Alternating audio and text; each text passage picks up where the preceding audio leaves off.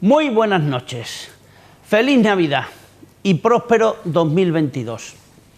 Espero que hayan tenido ustedes, dentro de lo que las circunstancias lo permiten, una buena Nochebuena. El fútbol es, quizás, de las pocas cosas capaces de unir la triunfalidad. El fútbol funde distancias sociales, mentales, físicas, incluso las verticales. Del cielo a la tierra solo hay un gol de diferencia en los campos de fútbol. Bienvenidos a este espacio que pretende ser un romanito de proximidad, un periodismo de cercanía. Nosotros hacemos aquí, y no les gusta a Fran Morillo que lo diga, patriotismo de barriada. Nosotros somos los New Emérita Patriots, para que ustedes lo sepan, los patriotas de la Nueva Mérida, esa ciudad por la que todos estamos interesados y en la que vivimos y nos desarrollamos. Además, este programa tiene, perdonen que hoy me extienda en la presentación, tiene un locutor muy atractivo, que soy yo. Lo digo porque esto a la gente le suele pasar desapercibido. Entonces, si no lo digo yo, Maima también quizás lo piense, pero no me lo puede decir porque está detrás. Eso les iba a decir, que ustedes nos ven porque detrás están Maima Almendro y Fran Morillo, unos profesionales excelentes en los que confío plenamente y que además me caen bien. Dicho esto, vamos a empezar. A mi derecha, que es su izquierda, Alejandro Masegosa. Bienvenido, gracias por venir a este romanito. Él fue un romanito precoz incluso, ya lo verán ahora. Tiene además muchas cosas históricas y entrañables para nosotros que decir.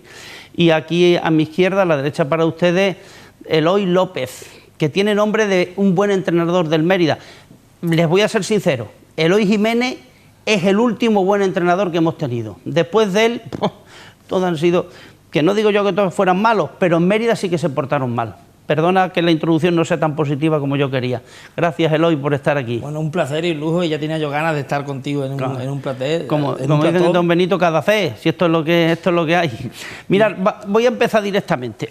Por supuesto, vosotros podéis intervenir cuando queráis. Yo, como Alejandro le veo más novato en esto, le da un consejo, y es que yo, cuando me quedo bloqueado, digo simplemente lo que siento. A Fran Morillo no le gusta, pero es que no me queda otra.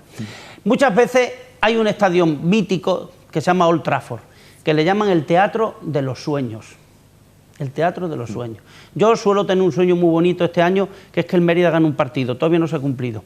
Pero bueno, entonces, primera pregunta, ¿cuál es el escenario de tu sueño futbolístico? Donde me gustaría a mí, donde me hubiera gustado algún día llegar a jugar. Por afición y tal, en el Benito Villamarín. Sin duda es verdad, alguna. tú eres verde y blanco, ahora que me estoy acordando. Sin duda alguna.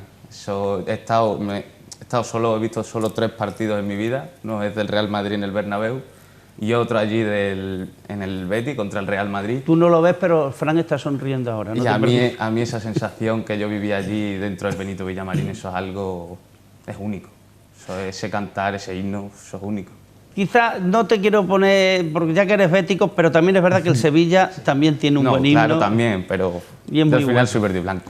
¿Y cuál es el teatro de tus sueños, Eloy? Bueno, yo he tenido la suerte de estar muchos años en la élite de fútbol, de ver más de 120 partidos con la selección española en 21 años. He tenido la suerte de ser el directivo más joven de la Federación Española y Extremeña, y de muchos partidos, ¿no? Entonces, el teatro de mis sueños es volver a ver un equipo extremeño, a ser posible en Mérida, en primera división algún día, porque se lo merece. Y creo que ahora, y como está el fútbol extremeño, que pasa por sus horas más bajas, con la situación de la Extremadura, desaparecido prácticamente, ¿no? Con el Badajoz que va por el mismo camino, si no peor, creo que es el momento de aunar esfuerzos y tirar para adelante con el que nos queda, que es el Mérida. El equipo de todos los extremeños, porque pasarán muchos años, y en una de las frases de Pepe Fouto, pasarán muchos años, pasarán muchas cosas, pero el primero que llegó al Mérida a primera división fue Pepe Fouto, y el primer equipo extremeño de la historia fue el Mérida. Lo que ocurre es que el fútbol tiene poca memoria muchas veces para sus grandes héroes. Fijaros, hoy hace 142 días que Leo Messi dejó al Barça. Lo hizo, si recordáis, en una conferencia de prensa extraña, dolorosa, en la que el jugador lloró desconsoladamente. Bueno, pues ya no queda apenas rastro en Barcelona de Leo Messi. Y no lo sé, yo tengo en mi recuerdo futbolistas, ha habido grandes futbolistas que se han ido malamente del club. Por ejemplo, Di Stéfano se tuvo que ir del Real Madrid, después, claro, volvió como era, pero no puedes decir que permaneciera ahí. Jugadores como Ronaldo, que eran unos jugadores estupendos, pues también se fueron al Barça, por ejemplo, del Madrid al Barça, en fin. ¿Tú crees que el fútbol hay poca memoria? Uy, el fútbol es, yo creo que poca no, poquísima. El fútbol creo que es algo que en el momento tienes que dejar muy buen legado para que a ti se te recuerde durante mucho tiempo. Si no, bueno, fíjate, como estás diciendo, Messi, 142 días y ya no se habla, no se comenta apenas, ¿no? Entonces... Sí, es verdad que para poder recordar el cerebro necesita olvidar, es decir, para tener cosas perdurables. Dime, no te esfuerzo a decirme un solo momento, dime en un rincón de tu corazón qué recuerdos memorables tienes del fútbol, el que te apetezca, el que te sea más cercano. Bueno, pues recuerdo un momento muy entrañable con Juan Mata, por mi relación con él, ¿no? Momentos muy cercanos, momentos muy divertidos con la selección española, que ahora sí que los contamos, como el día que me presenté en la Rozas con cajas de dulce de la zarza, de la rosca de la zarza. Hombre, de Mauro. Con Mauro, el amigo Mauro, que en paz esté, ¿no? Y de momentos muy entrañables y muy difíciles de la época del Mérida, en las dos épocas que yo he estado, momentos buenos, muy bonitos, y momentos muy desagradables, y que había que tirar para adelante del corazón y uniendo y juntando y haciendo muchas cosas que no se veían para intentar llegar al Mérida, que no desapareciera. Tú decías que te gustaría, efectivamente, que el Mérida, que es ahora mismo el equipo, es curioso porque es el equipo más saneado y sin embargo es el que peor va deportivamente. Y además es una Pero pena... en 2022 va a cambiar, ¿eh? Yo te aseguro que en 2022 va a cambiar. Me dijo un día Paco Puerta, eras el único que desde el principio de temporada me decía que el Mérida no iba a descender ese año, que le tenía todas las papeletas y lo salvó el coronavirus. Y dice, al final no descendió, ¿eh? O sea, que el Mérida va a cambiar. No quiero hablar de eso, quizá al final lo toquemos si vamos bien de tiempo. Mirad, yo he estado ahora 8 días, 9, en País de Gales, en Cardiff, con mi hijo Currino, y ¿sabéis por qué lo digo? Porque me dan envidia los equipos ingleses. Es decir, había grandes jugadores del fútbol inglés, Ryan Giggs, Gerrard, Bobby Moore, George West, que toda su vida jugaron en el mismo equipo, tú. Sí. O sea, lo mejor que vean. Quiero decir, y la mejor etapa del Mérida, Alejandro, es cuando la gente venía aquí, jugaba y se quedaba, y pasaban 7 temporadas y seguía. Sí. Es decir, y después hemos tenido jugadores, por ejemplo, señores, cuando debutó en Primera División, Alejandro, las botas se las dejó Hitor. Bueno, en primera... Bueno, en el primer equipo, perdón. Equipo, sí, es lo que quería decir. Cuéntanos, ¿cómo fue aquello? Pues nada, ese partido coincidió, bueno, desgraciadamente con la época que todos romanos, o sea, todo hincha del Mérida, bueno, y todo Mérida sabemos, la época de Miguel Patón. Que estaba en tu equipo, por cierto. Bueno, ya en esa época no jugaba él, pero bueno, venía de estar con nosotros, con los juveniles del Mérida. Y bueno, ahí eso fue una gran temporada de nuestro equipo, del juvenil A, que nos llevaba Jesús Serpa, que le llamaban, gran entrenador. Y hicimos una buena temporada y bueno, había varios jugadores, nos llamaron para jugar con el primer equipo. Vino allí Paco Alcácer, creo que, no me acuerdo ahora, Paco Alcácer, sí. Vino allí a la federación y nos dijo que nada, que el miércoles jugaba el Jumilla y que íbamos convocados.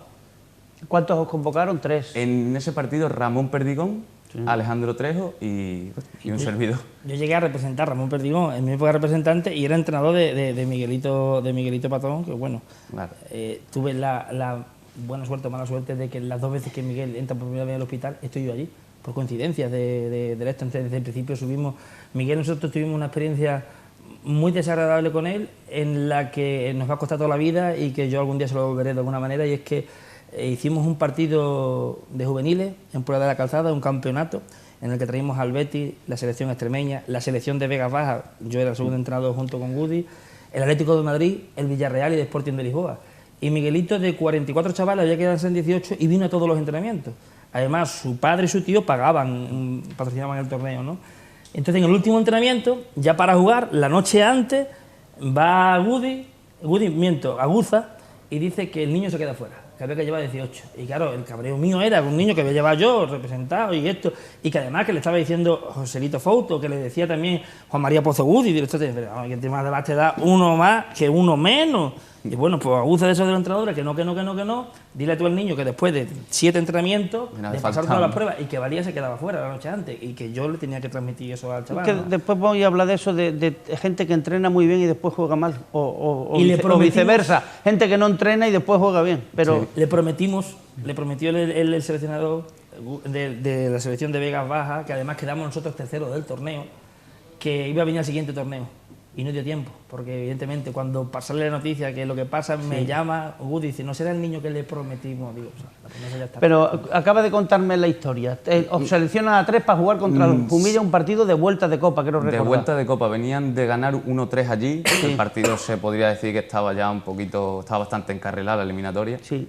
Y bueno, me acuerdo, salió Ramón Perdigón, jugó de titular, hizo buen partido, jugó hasta el minuto 75 así, que ahí fue cuando entré yo por él. Y yo siempre he sido, bueno, yo he jugado de extremo y de extremo derecha salí. Y bueno, lo que has comentado, Aitor García, las botas, porque yo para ese campo, para el césped natural, yo no tenía botas, claro. Yo llegué allí y dije, bueno, entrenamos, hicimos también un par de entrenamientos a lo largo de la semana anterior.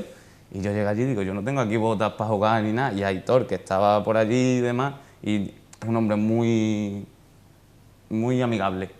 Y se lo pregunté y dice, sí, pues yo tengo unas botas ahí, te las dejo, tal, pum. Y me las dejó y con esas botas fue con las que debuté. Había un defensa central que era de Montijo, se llamaba Aguza también. Paco Aguza, Aguza era el tío Era el de entrenador. Paco Aguza. Una historia, por terminar con los de Inglaterra, que os estoy diciendo.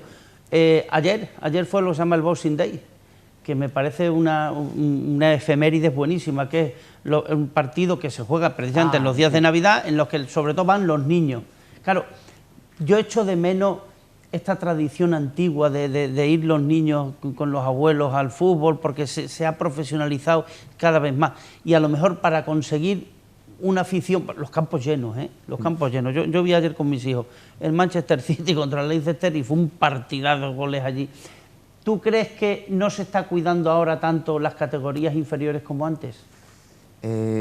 Ahora mismo, a ver, yo sí es verdad que yo pienso, y por la época que yo viví en aquellos tiempos, que sí se podía haber llegado incluso a tirar más de esa cantera relacionada con el Mérida, sí se podía haber llegado a tirar más de esa cantera. Había muy buena cantera para que hubiera habido jugadores a día de hoy que hubieran podido mantener los pasos de estar en el primer equipo y seguir manteniéndose.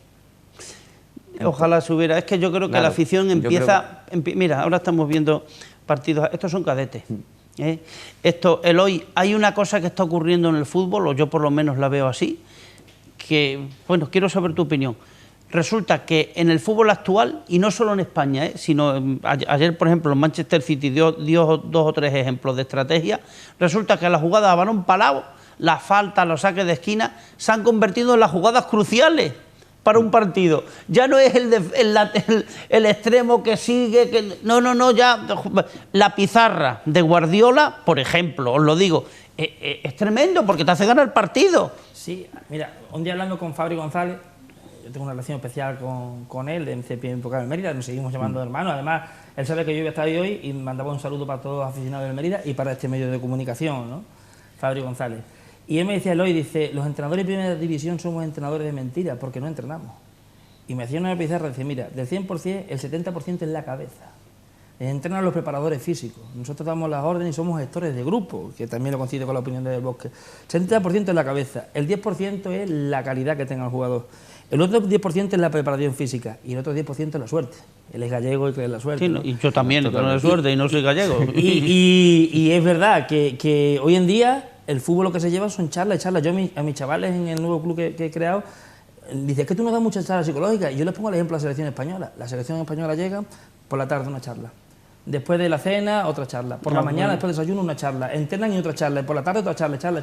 Y es la cabeza lo que le está haciendo ganar a los jugadores partidos. Porque en realidad, ¿tú cómo haces con una selección que entrena 3 días o 4 días pueda ganar un campeonato? Es la pizarra. Fíjate qué casualidad. Es que precisamente vamos a hablar de eso. Pero antes voy a retomar eso. Por cierto, ¿cómo se llama el club que has fundado, ya que estás aquí? Bueno, de esas locuras mías, fui a una reunión a mi pueblo, que no había nada, Puebla de la Reina, y he fundado el club de la Asociación Deportiva y Cultural Puebla de la Reina Fútbol Sala. Teníamos un equipo senior, un equipo cadete y un equipo alevín, que lo creamos el mismo día que se iba a competir. O sea, a las 2 menos cuarto de la tarde vine a comprar las camisetas de Carlón. Nos tocó ya la parra y decía el árbitro, si no tenéis ni número y ni ficha, digo, y de gracia que estamos aquí, si hemos comprado las camisetas a las 2 de la tarde, ¿no? Fue así, Federación me pidió un favor y hicimos así, ¿no? Y acaba siendo el presidente y el entrenador. Así que como yo tenía poco, pues, y bueno, una auténtica locura agradable, porque es una cosa muy curiosa. Puebla de la Reina y Paloma son 2 pueblos que están a 4,5 kilómetros. Y ya en 1998 los junté jugando al fútbol, pero eran dos equipos como el Barça Madrid o el Betis Sevilla que se pegaban literalmente, ¿no? Y años después están juntos jugando fútbol sala, son muchos pueblitos pequeñitos jugando, ¿no? Si lo he dicho al principio, que el fútbol une, el fútbol funde. Oye, ¿tú crees que cuando los jugadores, los chavalines, terminan la etapa de fútbol 7, o sea, alevines, todo se complica ya, se vuelve más competitivo, porque es un momento cuando ya empiezan a ver en qué posición juegan, ellos perciben si lo han hecho bien, antes tenían amigos en el campo, pero ahora tienen que luchar contra otro para coger su posición, que va a resultar que hasta los 7 años todavía hay fútbol blanco, pero a partir de ahí, madre mía. Mira, yo lo que pienso respecto a eso es que con un buen entrenador, cuando está esa transición de un fútbol 7 a un fútbol 11, tú puedes conseguir sacar mucho potencial, porque como el cambio es muy grande, sacar mucho potencial y una buena competitividad dentro de ese fútbol, como estás diciendo, ¿no? Que a lo mejor se complica, sí, yo creo que sí, se complica un poco la cosa, pero con un buen entrenador que sepa sacarte el potencial, sepa guiarte hacia una posición adecuada para ti, tú puedes sacar ese potencial y puede haber una competitividad muy buena. Pues mira, ahora que Romanitos estamos yendo sábados y domingos a ver partiditos, yo no sé si tu experiencia con chavales ocurre, que tú hay jugadores que en fútbol 7 ves que son espectaculares y después se estancan. Sí, a ver, en el mundo de la representación de chavales y tal, muchos me dicen, bueno, te voy a dar una primicia. Hace una semana estuvo aquí el socio de Sergio Ramos, Dani Continente, y ha fichado a un chaval que juega en la Cruz Villanovense, y un chaval que va a llegar a la primera división casi seguro, si las circunstancias lo permiten, porque lleva, jugando en la Cruz Villanovense, lleva 19 goles en 10 partidos. Y además, cada vez que mete 2 goles, el chaval deja que los penaltis y el resto de goles los meta a los compañeros, porque dice que ya metió 2 y ya no quiere meter más, ¿no? Hablas con él y es una delicia, ¿no? Y cuando me llama Sergio este verano, y yo dije, Sergio, si yo estoy ya retirado de estas cosas, yo que no, que tienes que volver, porque el socio de Sergio, Dani, su abuela es extremeña. Y entonces yo les extrañaba mucho de por qué en Extremadura no salían futbolistas.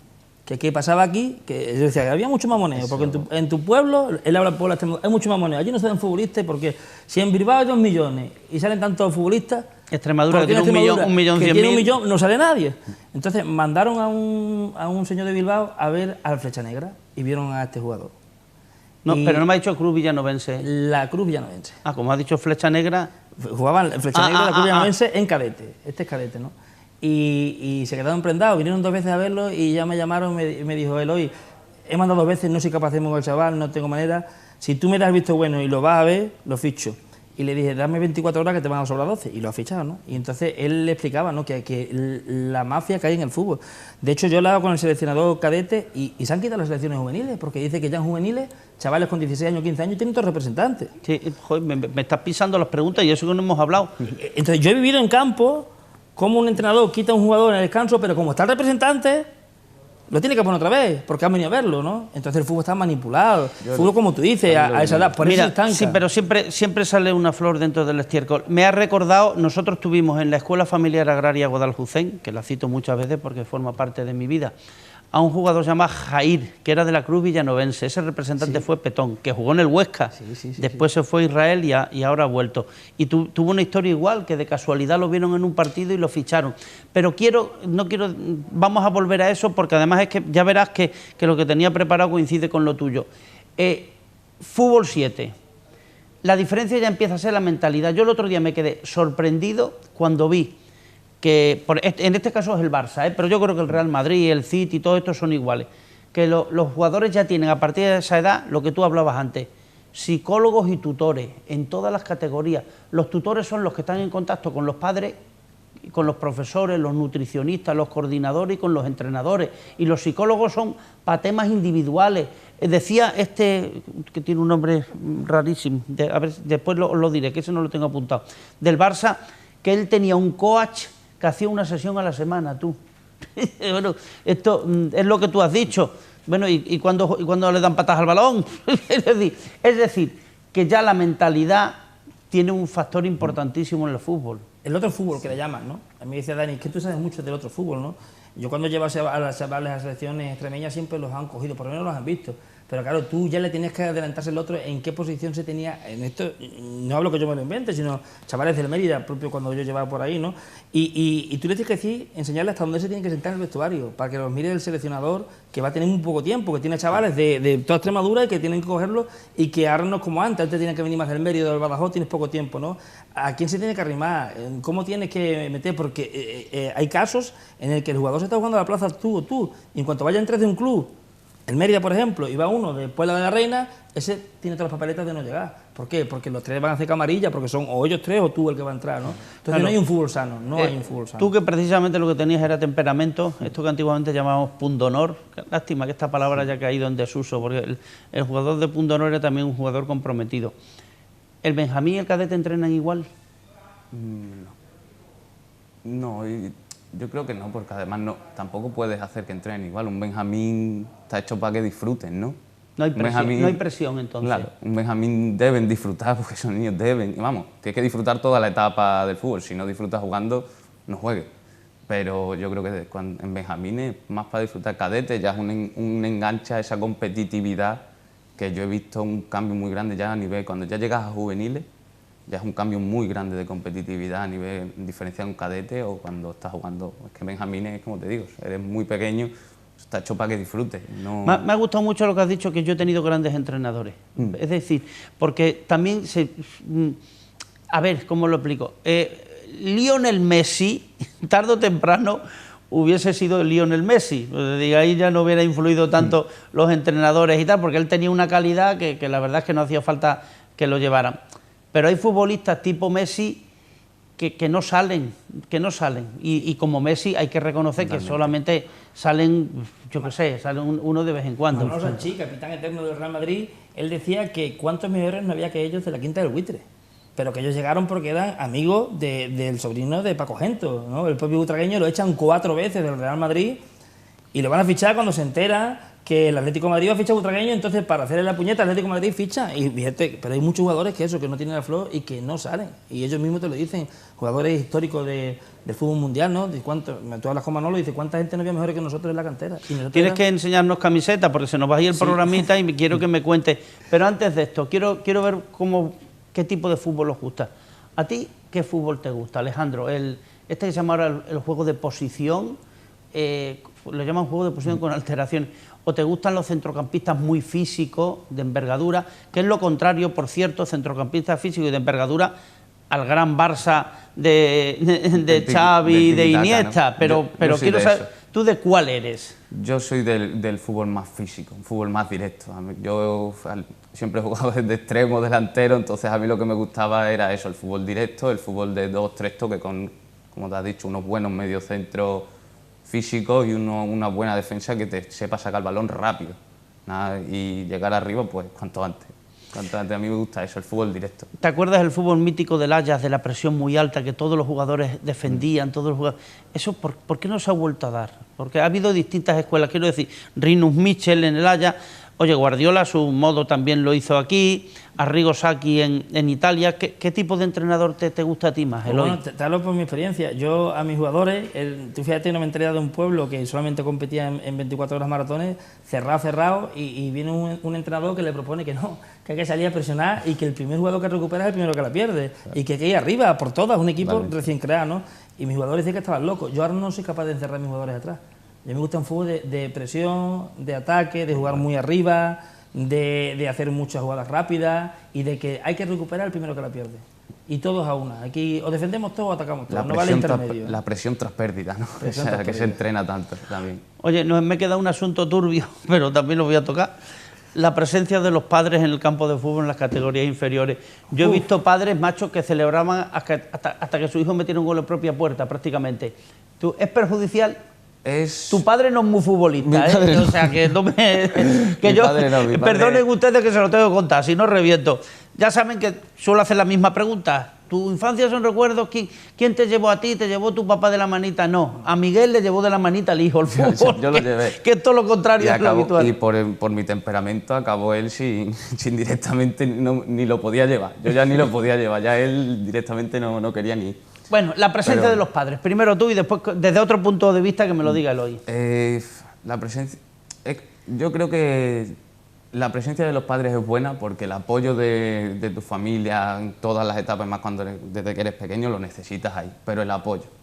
No necesitas entrenadores fuera del campo. Tú ya tienes a tu entrenador, pero también pienso que hay que hacer alguna campaña de conciencia para ello, porque no veo que se habla mucho de los padres, de lo que pasa en los campos de pequeñas categorías y tal, pero no veo campañas de concienciación hacia los padres, que al final hay que hacerlas. ¿Pero quién tiene que hacerla? ¿El club? ¿Los colegios? Porque otra cosa que he hecho de menos, ahora está claro, en Gales es sorprendente, allí es el rugby, pero claro, es que los colegios dan como una asignatura el rugby, los niños llueve, nieve o truene, sí. Los tíos así tienen una selección impresionante para un país pequeñito. O sea que, ¿quién tendría que hacer esa labor? Yo creo que esa labor sería, como al final estás yendo a un club, yo pienso que debería ser principalmente ese club. Si detectas ese problema en tu club, tú detectas que hay varias categorías en las que hay padres que puedan estar fastidiando, ¿no? el juego. Creo que ya desde ese momento, cuando tú detectas el problema, creas ahí algo para solucionarlo, que no se hace. Porque yo he estado viviendo, bueno, la vida de futbolista que yo he tenido, he visto muchísimo, he pasado por 2 o 3 clubes en los que he visto barbaridades de padres, barbaridades, auténticas barbaridades. Pero desde eso mismo el club, temporada tras temporada, no se ha hecho nada. Fíjate, tú eso no lo has conocido porque eres muy joven, pero el Imperio de Mérida o el Salesiano de Paco Macías, pues esos equipos, hablo de la época de Agustín Jiménez Villao, y ahora mismo los herederos, la Cruz Villanovense, el Flecha Negra y el Diocesano todavía siguen. El más competitivo ahora mismo es el Diocesano, pero todavía siguen. A él le he dicho la opinión de los padres, a ti te hago una mucho más peliaguda, porque creo que lo que ahora crea más presión son los representantes. O sea, sí. Todo el mundo tiene un representante y es muy difícil, y hay veces que los representantes no miran por el bien del jugador.